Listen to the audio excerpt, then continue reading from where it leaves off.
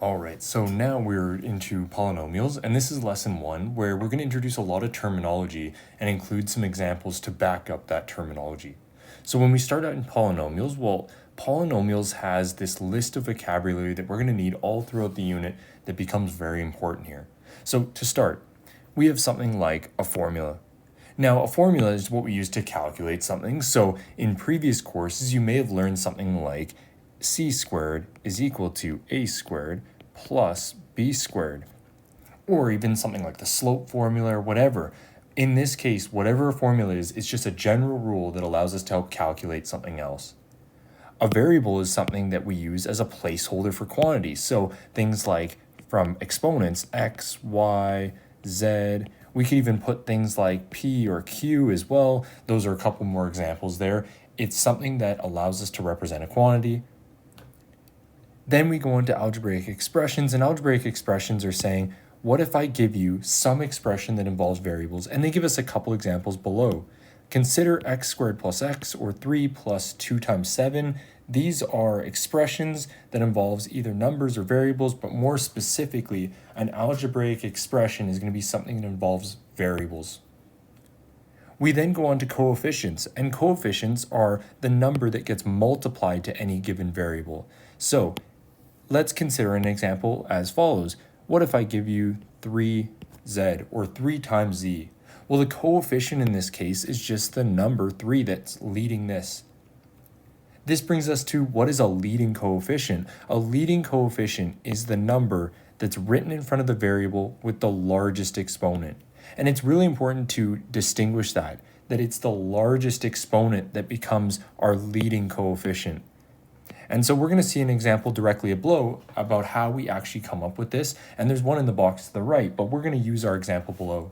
So the height in meters of a ball thrown in the air is given by 80t minus 5t squared, where t is the time, and we have some height that this would equal to given some amount of t. Well, in this case, we have two coefficients. We have an 80, which is attached to the t, and then we have a negative 5, which is attached to the t squared. If we want the leading coefficient here, we have to look at our original expression here of 80t minus 5t squared, and we want to pick the one with the largest exponent.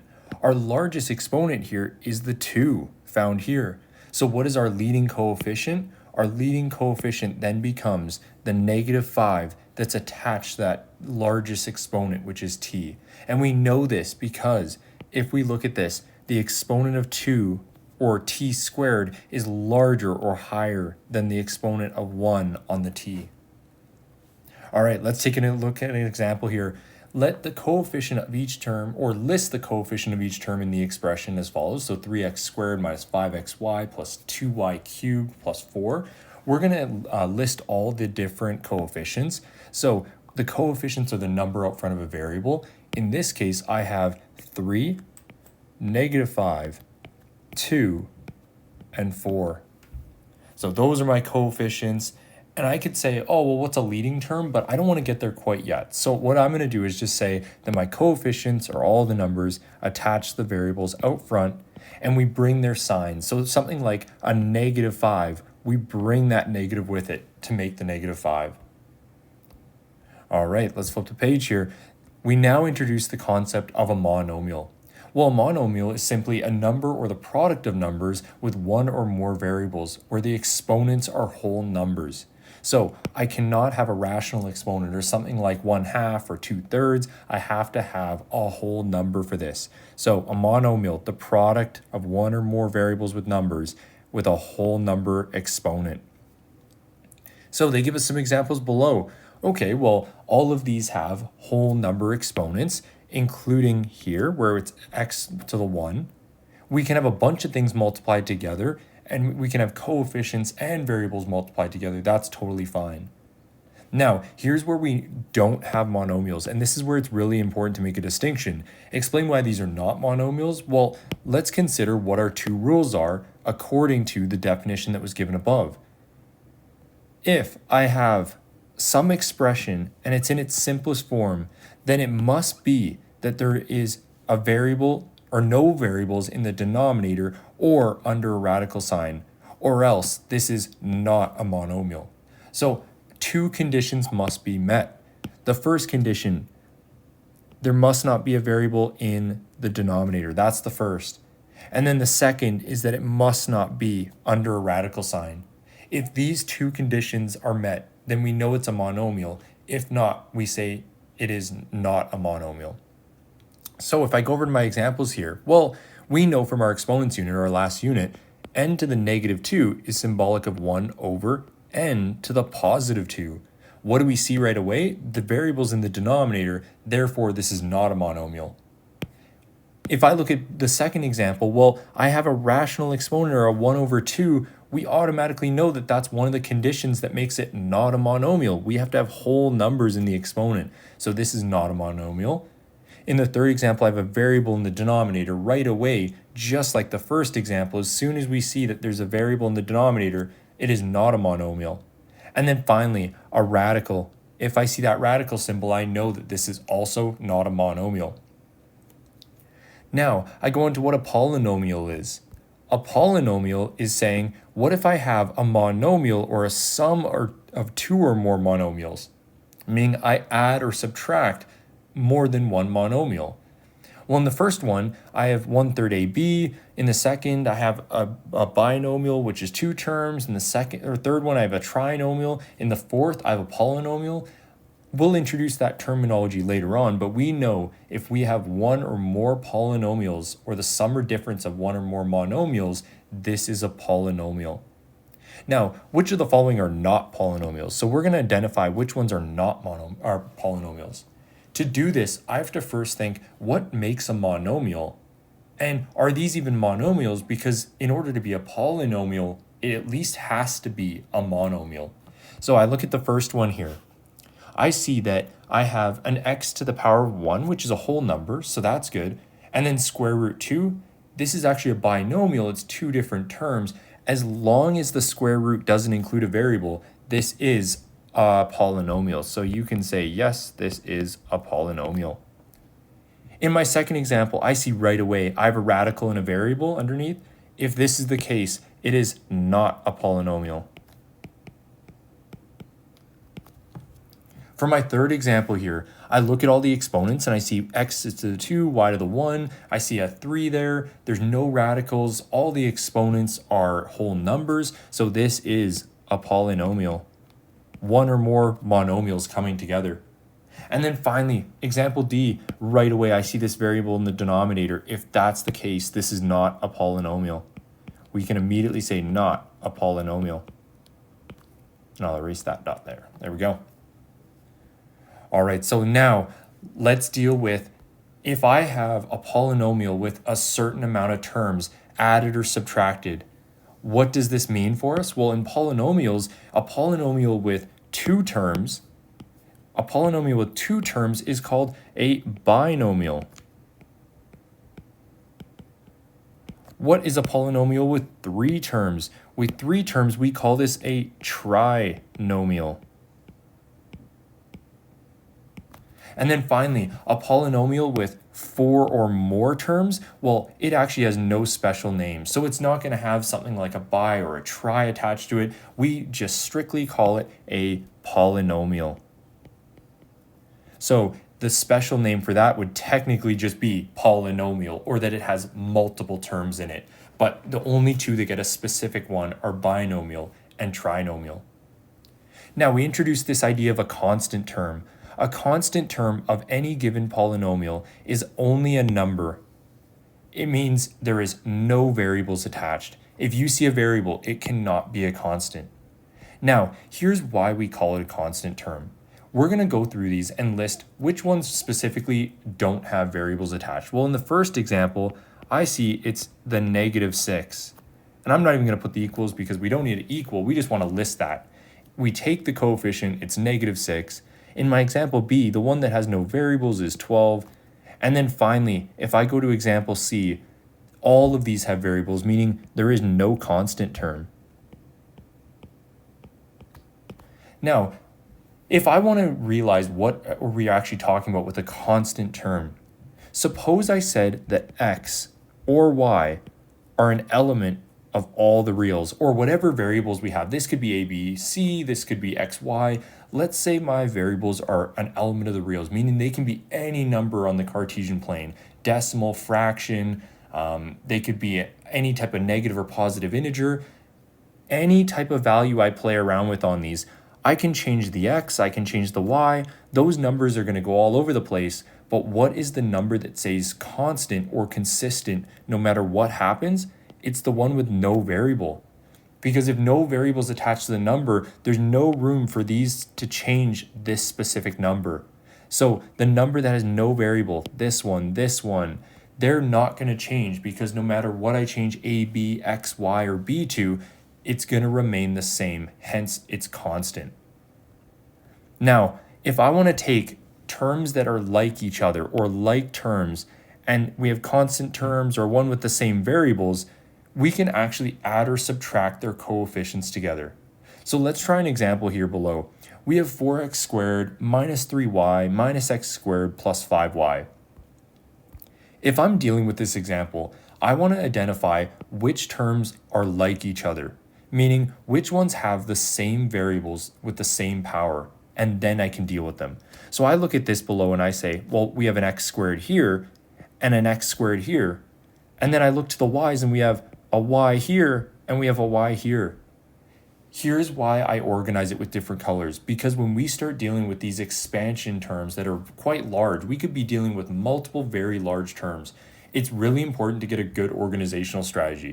So if you want to do something like underline the x squareds with one color and then underline the y's with another, or use highlighter like I did, it's going to be really important that you organize these in order to simplify. Now, if I want to simplify this, this is equal to, I can add or subtract the coefficients. I have 4x squareds minus 1x squareds, which will give me 3x squareds. I have negative 3y plus a positive 5y. In this case, that's going to give me positive 2y. I do not change anything with the exponents. I don't change anything with the variable. I keep the variable and its power. The only thing I'm adjusting is the coefficients of these. So to combine like terms, we add or subtract the coefficients and not change the variable. All right, let's go to the next page here. If I want to look at the degree of a monomial, or more specifically, I want the sum of the exponents of the variables in each given monomial. So let's consider the example they give us below. 3ab squared c3. The exponent on the a we know is 1. And this is a monomial because it's a bunch of terms being multiplied together. Well, what I do to get the degree of this monomial is I'm going to add all their exponents, or the 1 plus 2 plus 3, and that will give me 6. So let's try a couple examples below here. If I look at this one, it has a degree 1 here because there's only an x, and what is its power? 1. So the degree is 1. A and B both have an exponent of 1, therefore 1 plus 1 is a degree of 2. C is kind of a tricky one because you would look at this and think, oh, well, is there a degree? There's no variables, so wouldn't we just say 0? That would be correct. Here's how we can show it. No matter what variable I threw on here, let's say it was a C. What do I raise a variable to such that it becomes 1, or just gives me whatever number back? In this case, if I go c to the 0, we know c to the 0, or any variable or number to a 0, is actually just 1. So what is our power here? It's actually 0, meaning our degree is 0 here. I go to my third example, or my fourth example to be more specific, part D. I have an s squared, meaning my degree is whatever the sum of the variables are. Here it is a degree 2. And finally, I go m3, n5. This monomial will have a degree of 3 plus 5, which is equal to 8. The sum of the exponents here. Now, this leads us into a really important concept here where we say the degree of a polynomial is the degree of the term of the highest degree. So if I look at a bunch of monomials coming together to make a polynomial, then it's the highest degree of those specific ones. So let's actually go through this example here and show that they get a highest degree of 3. If I'm looking here, well, our first term, we have 2 plus 1 is going to be 3. In my next example, I have a 1 and a 1. The sum of 1 and 1, that's 2. My last example here is 1. And then finally, if I have no variables, we know it's 0. So I have degrees of monomials of 3, 2, 1, and 0. But when they all come together to make a polynomial, we take the highest degree of the monomials, where the highest degree here is 3, and therefore the degree of this polynomial is the highest one, which is 3. Now, here's something really, really important here. Polynomials typically are written in terms of descending order of degree. So if I take the example below here, let's actually state this such that it's in descending order. Now, descending order of power, we look and we see we have a 3, we have a 2, we have a 1, and we have a 0. So let's write this in descending order, or highest to lowest. I have 3x cubed. I go to my next one, it's negative 2x squared. My next one is the positive 7x. And then finally, I have a negative 9. Now to confirm this, we know that the end one, or our constant term here, the one with no variables attached to it, our constant term actually has a degree 0. In red, I'll show you why. If I assigned an x here, what would its exponent be? 0, because we know anything to the power of 0 gives us 1. So we see that in terms of descending or highest to lowest, we see that we have 3, 2, 1, and 0. So this is really common in any given polynomial. Get used to writing them in terms of descending order or highest to lowest power. Now, if we want to name specific degrees of polynomials, this becomes really important in our next step of 20-1, 20-2, even 30-1 and 30-2. Naming degrees of polynomials becomes really specific here. So what we're going to do is we're going to highlight this table because you're going to need to actually use this in your example or in your work problems on the next page here. Let's use this table to help us figure this out. And what we can do is actually we won't need this until the practice examples. So what I want you to do is just realize that a degree 1 for the polynomial is linear, 2 is quadratic, 3 is cubic, 4 is quartic, and 5 is quintic. Don't worry about it until you get to the practice examples, and we can show why. Okay, let's try doing the degree of each polynomial and then write them in descending order of degree. For example A here, I go through and I'm going to try and list the order here. We have 0, 1 plus 1 will give me 2 as a degree, 2 plus 1 will give me 3 as a degree, and then finally B is just to the 1, so that's 1. What is the highest degree here? The highest degree actually comes from this piece of our polynomial, which is 3. So in the box here, we're going to put our polynomial has a degree of 3, and now we need to write this in terms of descending order. I have 2a squared b minus the one with degree 2, 7ab, minus the one with 1, and finally plus 4. This is in terms of descending order of degree, or highest to lowest.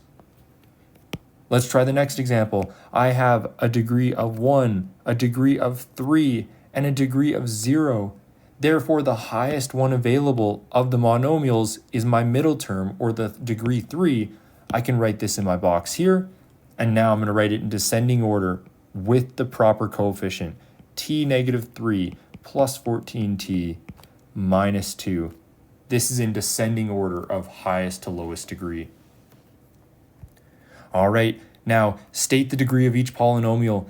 The degree of each polynomial, yet again, just even including our previous example, it's always the highest degree within the polynomial. So I go along the line here and I say, well, I have a degree 2, degree 1, and then finally degree 0. What is the degree of the polynomial? It's going to come from this highest degree. Therefore, we have a degree of 2. I go to my next example, B. I look along the line. I have a degree 5, 7, 6, and 0. What is the highest degree? Therefore, the degree of this polynomial is 7. It comes from our highest degree monomial. Part C, this is a little bit of a trick one. We're going to have to be more, we're going to have to watch this pretty closely. I have in my first, it's 3 plus 4 is 7. In my next one, it's 1 plus 7, that's 8. I have 1 plus 1 is 2, and then finally 0. What is the degree of this? It comes from the highest monomial. My highest polynomial, or my highest monomial degree is 8. Therefore, the degree of this polynomial is 8. All right, now check your understanding. Here's where you can go through. However, I want to try and do the first two examples here as a way to guide you. So if I look at this one here, well, the degree comes from the highest power, meaning it is the third degree. Now, the name by degree, this is where I need you to go back to the table on the previous page. If it's a third degree polynomial, that means it is a cubic. So I'm going to go back and say that name by degree, this is a cubic polynomial. What is my leading coefficient? The leading coefficient always comes from the highest degree monomial in your polynomial. What is the coefficient here? It's actually just 1, or more specifically, -1. How many terms do I have? I have 1, 2, 3 terms. So this is a 3-term. And if I know that there's 3 terms involved from our previous page, we knew this was a trinomial. All right, one more example, and then you should be all set to try these on your own. All right, so we go degree. The degree of the polynomial is always from the highest power being 2 here. So I'm going to put degree 2. We go back to our previous page and say, if it's a degree 2 quadratic or degree 2 polynomial, it is a quadratic. So I'm going to go back here and say that I have a quadratic, or short form quad. What is the leading coefficient? The leading coefficient always comes from the highest degree. The highest degree here is 2. And what is their coefficient? It is -5. So we have a leading coefficient of -5. The number of terms, I go along the line and I count. So I have 1, 2, 3, 4, 5 terms. And from the previous page, what is the name by the amount of terms? Well, we had binomial for 2, trinomial for 3. Anything that had 4 or greater is automatically just a polynomial. We don't have a special name for anything with 4 or higher terms. All right, give the rest of these a try. That's what yours do.